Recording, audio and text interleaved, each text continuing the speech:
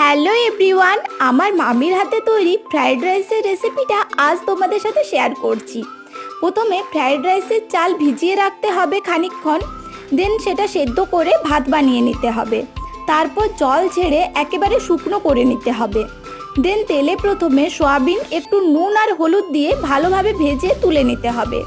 তারপর তেলে তেজপাতা, জিরে, কালো জিরে, এলাচ ফোড়ন দিয়ে গাজর আর ক্যাপসিকাম নুন আর হলুদ দিয়ে ভালোভাবে ভেজে বানিয়ে রাখা ভাত দিয়ে আবারও কিছুক্ষণ ভাজতে হবে।